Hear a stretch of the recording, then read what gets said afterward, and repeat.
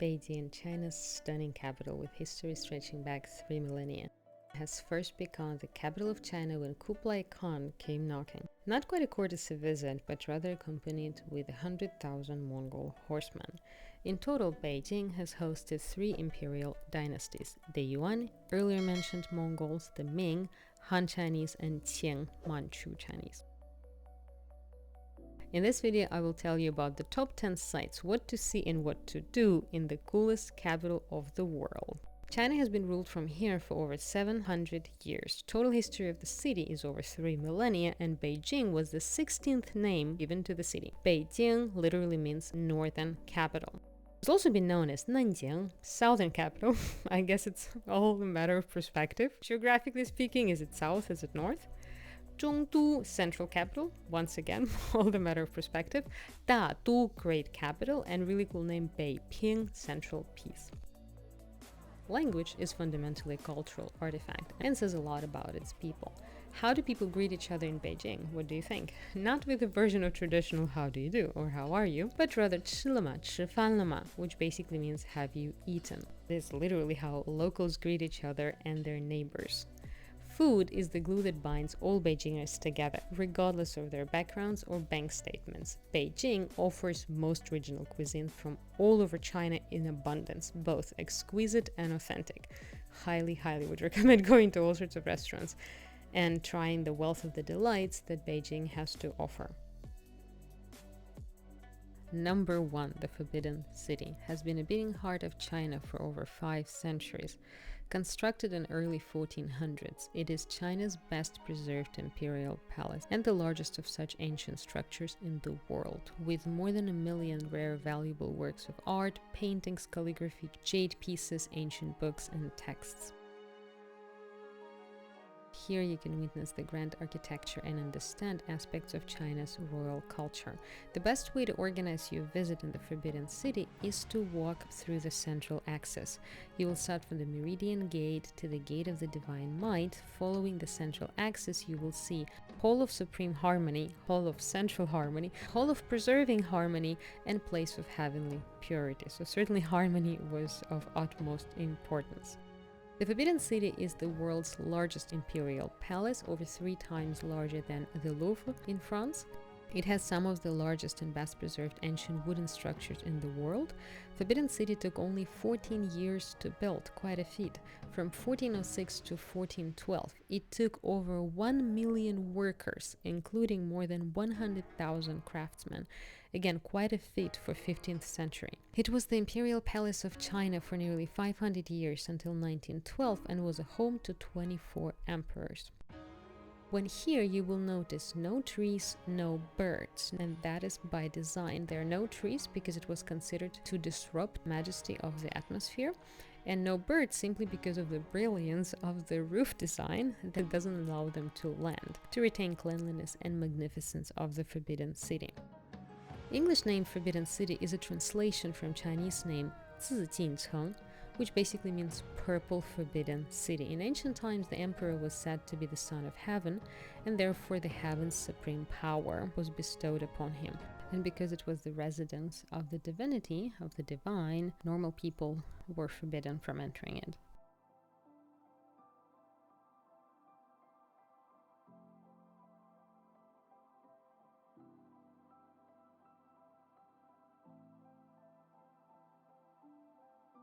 Number 2, the Temple of Heaven, is an imperial worship site where for almost 600 years emperors of Ming and Qing dynasties took part in annual ceremonies to pray for a good harvest for the next year. These sacrificial ceremonies in the temple were the most important political and religious duties of Chinese emperors. Chinese emperors sacrificed animals to gods in the temple's altar, asking to bestow bountiful harvest to the people. Temple of Heaven is the largest imperial religious building complexes in China, known for its rigorous symbolic layout, peculiar structure, and magnificent decorations. Its most representative example of Chinese ritual architecture. The Hall of Prayer for Good Harvest that you see in right now had the original name of the Hall of Great Sacrifice. It was built in 1420, which makes it the earliest buildings of the Temple of Heaven complex. It's one of the world's largest medieval wooden structures.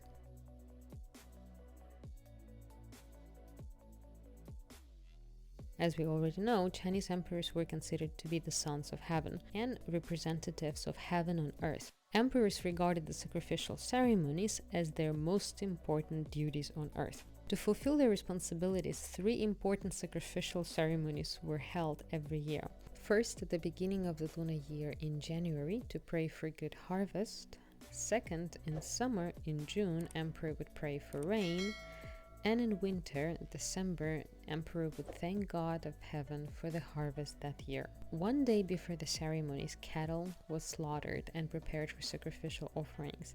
The ceremony was carried out with an intense attention to detail because it was believed that even the smallest deviation would incur the displeasure of heaven of China with all of the consequences. From my personal experience, I would highly recommend visiting the temple outside of the national holidays and the weekend. As you could see, it is extremely crowded here. I was visiting it on Saturday. That was the only free day that I had, and sadly it was really crowded. So I would highly advise against going anywhere really on Saturday or Sunday. It's best to stick to the weekdays.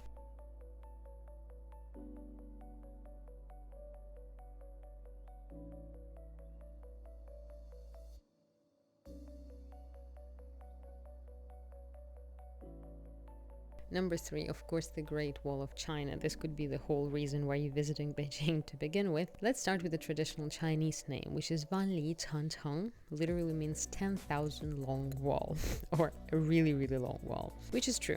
It's a series of fortifications that were built across historical northern borders of ancient China states and Imperial China, with a total history of over 2,300 years. Great Wall of China's history began in the spring or autumn period at 770 to 476 BC, originally built as a wartime defense before the unified China during the Warring State.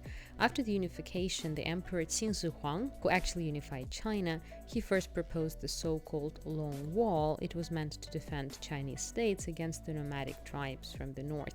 During the Han Dynasty, that's between 202 BCE to 220 CE, Great Wall was extended to protect the Silk Road trade. The Ming Dynasty is known not only for extending the Great Wall, but also repairing and reinforcing existing structures. Great Wall is definitely one of the greatest sights in the world, one of the few human creations that you're supposed to be able to see from the space, but I think you need some help. You cannot see it with the naked eye. Thinking about Great Wall, you would probably imagine something continuous, one length. The reality is it's spanning over 20,000 kilometers, but it's actually a network of walls. Number 4, my absolute favorite area of Beijing, Beijing Hutongs. It is certainly a Mongolian legacy left to Beijing. The old lanes of Beijing Hutong, many of them laid out hundreds of years ago, predominantly during Ming and Qing dynasties between 14th and 20th century, retain some of the traditional culture and way of life of the past, and that's the reason I love it so much. It's really like time travel. With over 700 years of history, the Hutongs present the important stage of development and evolution of Beijing's history and culture. Here you would experience the traditional daily life of ordinary Beijingers and old Beijing as it was. Either for shopping, dining, Beijing Hutong is must-see and experience. Of hundreds and hundreds of hutongs in Beijing, I would highly recommend to visit Nanluo Guxiang, Nanluo Gu Hutong. I'll write it down so you would be able to find it. It's the most famous, most interesting hutong. Most streets are well preserved and the character of old Beijing will shine through. In the hutong, you can hop on a rickshaw and ride through the narrow streets, appreciating well-preserved courtyard residences, sampling great local street foods, and experiencing local traditions, buying some handicrafts, maybe even taking some cooking classes. Mongolians, as you remember, captured Beijing in 1215, and in 1271 they started building the Yuan Empire, the capital Dadu, which was modern-day Beijing. In Yuan Empire, there were 3 types of streets. 36-meter wide roads were called standard streets, 18-meter wide were small streets, and 9-meter wide were called hutong. And hutong, basically, direct translation would be haphazardly together, like together in a messy way. Perhaps the name describes the haphazard, unplanned construction of many of the hutongs, and the word hutong originates from Mongolian word hutog, which means a water well in Mongolian. In ancient times, villages, these kind of small settlements, were built around a well, hence water well. So a small settlement near the water well. Number 5, JingShan Park. It's one of the most beautiful parks of Beijing, located in the Beijing downtown, facing the north gate of the Forbidden City, offering the great, if not the best, view over the Forbidden City. That's one of the main reasons you should absolutely visit. Outside of that, obviously, it's a very beautiful park, landscaped with hills, gardens, lakes, dignified pavilions, and even galleries. Used to be one of the ancient imperial gardens of Beijing, where emperors would take their walks. One of the best times to visit Beijing in general would be May. It's very nice weather, not too hot, and this park in particular, because during May each year, JingShan Park turns into Peony Garden of Beijing. It's called Peony Festival. As you know, China is famous for peonies. Here you would find more than 20,000 peonies covering 200 varieties. Some of them are very rare and truly very beautiful. Park is a great choice if you're tired of hustle and bustle of metropolis such as Beijing. So would recommend coming here for picnic, for quiet walks. Again, do not come here on the weekend or on the national holidays, because it would be as crowded as it is right now, as you could see. It was my mistake, but on any other day except for the weekend or holidays, it will be quiet and beautiful and wonderful. Number 6, during your travels, please make sure that you try the tasty regional dishes. Here in capital, you can find the best of any Chinese regional food, so go wild, be brave, and try different types of food. As capital, it would offer the highest variety and the best authenticity, I think, of most regional dishes of China. Nothing like authentic Chinese food. I used to live in China for a while. And in spite of all of the difficulties that I've experienced here, like pollution and whatever, the food certainly makes it up for you. If you love Chinese food, you know it can keep you here for a while, regardless of the other difficulties you may experience as a foreigner.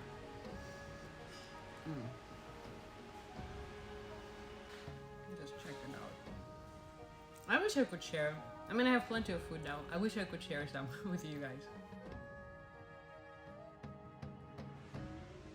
So I made a very special mix, very local mix, where you mix chili, sesame, vinegar, and soy sauce, and all of that you dip the dumpling, and it makes the taste even better.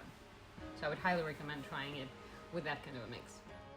Chinese food based on 5 key flavors: sweet, sour, salty, bitter, and spicy, which needs to all balance with each other to form one harmonious dish, and they certainly succeed. Chinese food here is simply called, food, and it's truly the best Chinese food that you could ever try, and most likely better than your local takeaway. Pekin duck, Cantonese beef soup, fried rice, noodles, and of course dumplings are served here in abundance, and they're really, really good. Beijing Kaoya, or Pekin duck, is probably epitome of Beijing cuisine, dish you must try when you visit Beijing, unless you're a vegetarian, of course. The dish is mostly esteemed for thin, crispy skin.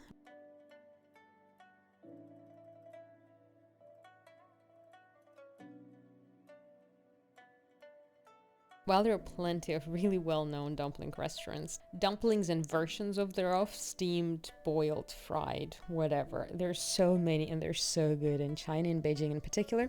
While there are many better-known dumpling restaurants and chains, of course, those are really good as well, but some of the tastiest dumplings can actually be found in the smaller, lesser-known family eateries, where dumplings are the only things that will be served there.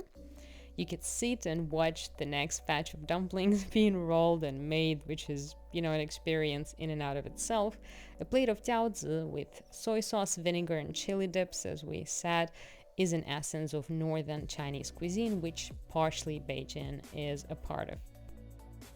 And the best part of China, of course, the food is relatively cheap. So try different dishes in different restaurants, do your research, and you'll have a blast. Number 7, tea ceremony in China. Not just because the tea is great, but also because of the traditions built around the tea ceremony. To this day, in many Chinese weddings, the tea ceremony where newlyweds serve the tea to the elders as show of respect, and elders in turn show acceptance of the marriage, remains one of the most significant traditions. The Chinese tea ceremony is conducted on the day of the wedding and sees the bride and groom serve the tea to their parents, in-laws and other family members, symbolizing the union of two families. A very interesting part of Chinese traditions where two people get married. In a way, two families unite as well. This tea ceremony typically takes place inside of the couple's respective family homes. In Chinese expression, drinking the daughters-in-law tea, which refers to the tea ceremony, still often represents the acceptance of the wedding and the decision of the youth. The origins of tea ceremony go as far as Tang Dynasty in China, that's 618-900. Today, however, most people see the tea ceremony as a symbol of families welcoming the bride and groom into the family.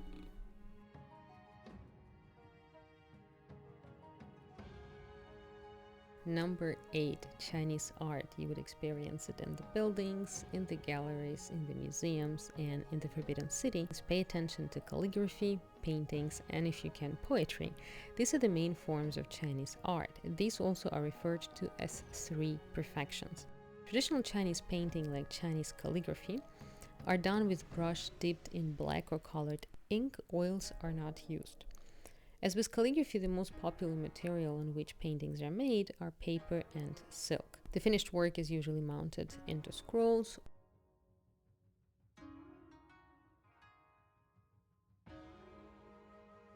Calligraphy is the world's oldest abstract art, the art of line. The basic visual element can also hold a symbolic charge. Nowhere has the symbolic power of line manifested itself quite as much as in Chinese calligraphy, a tradition that spans for over 3,000 years.